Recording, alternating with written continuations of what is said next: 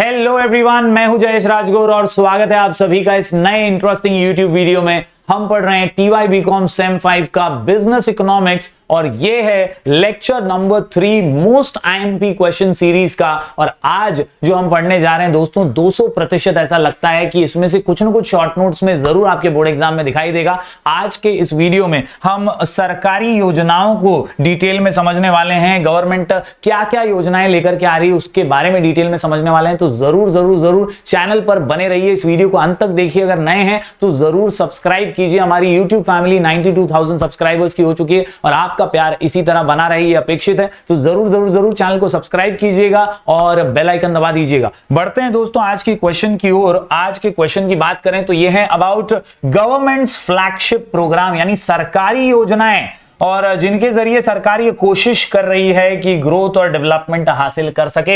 सबसे पहली योजना के बारे में यहां पर मैं मेक इन इंडिया की बात करूं तो एक छोटा सा इंट्रोडक्शन बहुत जरूरी है। इस इंट्रोडक्शन के अंदर सरकार की वाहवाही है, तारीफ है, उसकी दूरदृष्टि है, कैसे सरकार कोशिश करती है कि ज्यादा से ज्यादा तरक्की हो, ग्रोथ हो, वोकल फॉर लोकल हो सके और किस तरह से मेक इन इंडिया का सपना बुना गया है। दोस्तों the government of India launched some ambitious programmes to achieve economic development. क्या हासिल करना है? Economic development. The core principles of SDGs, ये जो प्रोग्राम्स हैं गवर्नमेंट के, have been kept in mind while designing the programmes. However, in reality, some of the objectives of the programs might conflict. Therefore, the government needs to review and monitor the progress of these programs from time to time. मतलब समय समय पर ये कोशिश करते रहनी पड़ती है कि प्रोग्राम्स जो हैं वो गाइडलाइंस से मैच कर रहे हैं या नहीं और किस तरह से उन प्रोग्राम्स को हमेशा हमें बूस्ट करते रहना है सस्टेनेबल डेवलपमेंट के लिए। मतलब यार अभी के लिए डेवलपमेंट है, फ्यूचरिस्टिक नहीं है, तो ऐसा डेवलपमेंट किसी काम का नहीं। डेवलपमेंट सस्टेनेबल होना चाहिए, लॉन्ग लास्टिंग होना चाहिए, आने वाली पीढ़ियों तक पहुंचना चाहिए, ऐसा डेवलपमेंट होगा। There are these 3 such initiatives जो आज हम डिस्कस करेंगे। 3 ऐसे इनिशिएटिव। सबसे पहले इनिशिएटिव की यहां बात करूं तो वो है super famous, world famous make in India initiative. जी हां, मेक इन इंडिया इनिशिएटिव की बात करें तो याद रखिए नाम में ही इसका काम छुपा हुआ है। मेक इन इंडिया यानी इंडिया में क्रिएट करना है, इंडिया में बनाना है, इंडिया से ही बनेगा और बाहर भी बिकेगा,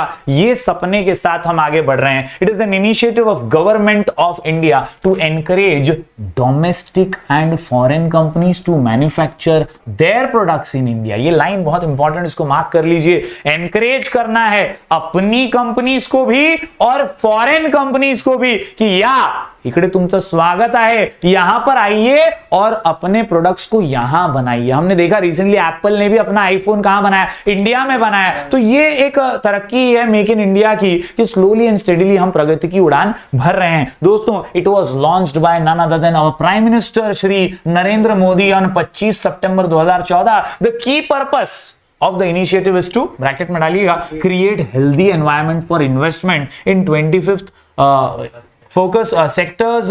These sectors are automobile, auto components, aviation, biotechnology और ये ऐसी कई अलग अलग सेक्टर्स हैं जिनको हम बूस्ट करना चाहते हैं। 25 ऐसे सेक्टर्स हैं जिनको बूस्ट करना चाहते हैं। कुछ नाम इसमें से आप याद रखेंगे और एक्सेट्रा लिखेंगे तो भी चलेगा। याद रखिए मेक इन इंडिया ये एक सपना है, एक ऐसा इनिशिएटिव है जिसके जरिए हम भारत को आगे बढ़ाना चाहते हैं, इसका ग्रोथ और डेवलपमेंट करना चाहते हैं। बढ़ते हैं दोस्तों आगे। मेक इन इंडिया के कुछ ऑब्जेक्टिव्स हैं जो यहां पर इस स्लाइड पर मैंने आपके लिए निकाले हैं। Some objectives of make in India. यहां पर पहला ऑब्जेक्टिव है to promote the growth of the manufacturing sector. हमें हमारे मैन्युफैक्चरिंग सेक्टर को जो कि डिप हो चुका था कई अलग अलग वर्षों के अंदर, हमने देखा था साल दर साल जो रेट था वो डिप हो रहा था, लेकिन उसे ग्रो करना हमारा मकसद था बाय 25% बाय 2020, यानी 2020 तक का ये हमारा लक्ष्य था कि इसको 25% तक हम बढ़ा सके मैन्युफैक्चरिंग को। इसके अलावा टू इंक्रीज इन्वेस्टमेंट, बाहर से पैसा आना चाहिए।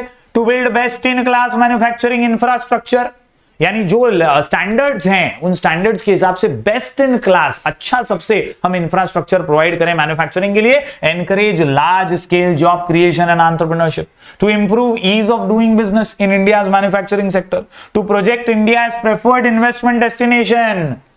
ब्रांडिंग ऐसी करो इंडिया की कि दूर दराज से भी कोई कंपनी है बाहर की विदेशी तो वो हमारे यहां पर आए, पैसा इन्वेस्ट करे। इसी को तो बोलते हैं मेक इन इंडिया। इससे इंडिया की ब्रांडिंग हम कर रहे हैं as the best destination for investment. दोस्तों, to make India a global manufacturing and design hub. इसके अलावा ऑब्जेक्टिव बहुत क्लियर है, to promote skill development, innovation and high quality, protect and attract high level intellectual property. तो याद रखिए, ये जो ऑब्जेक्टिव्स हैं, ये मकसद हैं, इनको साथ लेकर के, इन्हीं को लक्ष्य मान करके, इन्हीं को गोल मान करके मेक इन इंडिया कैंपेन जो है वो आगे बढ़ रहा है। इसमें से आप जो है टोटल 9 पॉइंट्स है, कोई भी 5-6 पॉइंट्स दिमाग में फिट कर लीजिएगा, लिख करके इनकी प्रैक्टिस कीजिएगा।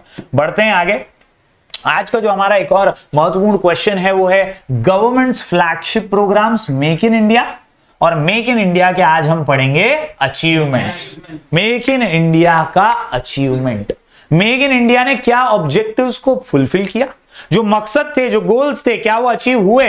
आंसर का नाम सेफ, आंसर का नाम सेफ, आंसर का नाम safe. S for sector specific achievement, आत्मनिर्भर भारत अभियान, फॉरेन डायरेक्ट इन्वेस्टमेंट एफडीआई, या ई से ईज ऑफ डूइंग बिजनेस। तो ये 4 मुख्य पॉइंट है जिस पे ब्रीफ आपको देना है। शुरुआत में एक अच्छा इंट्रोडक्शन चाहिए, उसके बाद ऑब्जेक्टिव्स मेक इन इंडिया के, और आंसर की अच्छी पैकेजिंग होगी इन 4 पॉइंट्स के साथ। क्वेश्चन का नाम है achievements of make in India, answer का नाम सेफ। चलिए अब हर पॉइंट को बारीकी से समझ लेते हैं, एक एक करके डिटेल में समझ लेते हैं। दोस्तों, सबसे पहला पॉइंट यहां पर निकल करके आता है सेक्टर स्पेसिफिक अचीवमेंट्स। बहुत जरूरी, मैंने आपको दिखाया शुरुआत में 25 सेक्टर थे जो लक्ष्य के हिसाब से बहुत महत्वपूर्ण थे, ऑब्जेक्टिव होते की आप 25 सेक्टर मध्ये तर डेव्हलपमेंट झाला पाहिजे, इकडचा मॅन्युफॅक्चरिंग आपल्याचकडे राहिलं पाहिजे। और ये 25 सेक्टर में, हर सेक्टर में कितना कितना ग्रोथ हम कर पा रहे हैं, कितना विकास, कितना डेवलपमेंट कर पा रहे हैं, वो यहां पर बताया गया है। याद रखिए, some of the sector specific achievements are, हमने ऑटोमोबाइल सेक्टर में तरक्की की, एविएशन में की, बायोटेक्नोलॉजी, फूड प्रोसेसिंग सेक्टर में हम आगे बढ़े, टूरिज्म को तो बहुत हद तक हमने डेवलप किया, डिफेंस सेक्टर में हमने आगे बढ़े हैं, और स्मार्ट सिटी मिशन में भी हम ग्रोथ करते हुए नजर आ रहे हैं। तो ये स्पेसिफिक अचीवमेंट्स हैं जो हमने मेक इन इंडिया से हासिल किए हैं। बढ़ते हैं दोस्तों आगे अगले पॉइंट की ओर। तो अगला पॉइंट जो है वो अपने आप में ही एक जबरदस्त अभियान है जिसे हम कहते हैं आत्मनिर्भर भारत अभियान। आप सबने सुनाई, आत्मनिर्भर मतलब कहीं ना कहीं हमें सेल्फ डिपेंडेंट होना है, दूसरों पे निर्भर नहीं रहना है, खुद पे निर्भर रहना है। आपकी पढ़ाई में भी यही मंत्र आपको काम आएगा। ये जो अंतिम समय चल रहा है आपके बोर्ड एग्जाम का, तो यहां पर भी आपको आत्मनिर्भर रहना है, स्वतःवरती भरोसा ठेवा आणि अभ्यासाला लागा, दूसरा कोणताही शॉर्टकट तुम्हाला उपयोगी पडणार नाही। आत्मनिर्भर अभियान की बात करें तो on 12 May 2020 prime minister once again our Shri Narendra Modi ji announced a package of 20 trillion to receive the economy suffering the effects of कोविड-19। रिसीव नहीं, सॉरी, रिवाइव है ये, यानी जो बीमारू हो गई थी हमारी जीडीपी, जो गिरते जा रही थी जीडीपी, उसे बूस्ट करने के लिए हमने 20 ट्रिलियन खर्च किए हैं ताकि हमारी जो इकोनॉमी है वो रिवाइव हो सके। दोस्तों, the primary objective of programme was to make India self reliant. आत्मनिर्भर भारत बनाना ही ये लक्ष्य है। The main beneficiaries of the programme would be labourers, farmers, MSMEs यानी माइक्रो स्मॉल मीडियम जो एंटरप्राइजेस हैं उनको हम आत्मनिर्भर बनाएं, ये गोल था हमारा। The 5 pillars of the programme are economy, infrastructure, technology driven system, demography and demand. तो इस प्रकार से इन 5 सूत्रों के मंत्र के साथ ही आत्मनिर्भर अभियान को सफल बनाने की कोशिश जो है ये हमने मोदी जी के राज में शुरू कर दी थी। दोस्तों, ये एक बड़ा अचीवमेंट था मेक इन इंडिया के अंदर। बढ़ते हैं आगे। अगला जो पॉइंट निकल करके आता है वो है एफ से फॉरेन डायरेक्ट इन्वेस्टमेंट। बाहेरचा पैसा आपल्याकडे आला पाहिजे, फॉरेन डायरेक्ट इन्वेस्टमेंट होना चाहिए। फॉरेन डायरेक्ट इन्वेस्टमेंट के जरिए हम ज्यादा तेजी से ग्रो कर पाएंगे, सस्टेनेबल डेवलपमेंट हासिल कर पाएंगे। एफडीआई यानी पराया पैसा, अपना पैसा अपने देश में बिजनेस करके आ ही जाता है, लेकिन फॉरेन एक्सचेंज में कमाएंगे तो ग्लोबली हम तरक्की कर पाएंगे, और इसीलिए फॉरेन डायरेक्ट इन्वेस्टमेंट बहुत जरूरी है। According to data released by the Reserve Bank of India, while the direct investment of India in financial year 21 stood at $54.665 billion, FDI by India amounted to $11 $0.299 billion, thereby resulting into a net FDI of $43.336 billion। तो कहीं ना कहीं इसमें भी हमने बढ़ोतरी की, पहले के मुकाबले हम और ज्यादा फॉरेन डायरेक्ट इन्वेस्टमेंट लाने में सफल हुए हैं। दोस्तों ये एक अचीवमेंट। आगे बढ़ते हैं अचीवमेंट्स के इस झड़ी के अंदर आखिरी पॉइंट निकल करके आता है ईज ऑफ डूइंग बिजनेस। बहुत जबरदस्त पॉइंट है। पहले की सरकारों के साथ अगर तुलना करें तो फाइलें पास कराने में टाइम लग जाता था।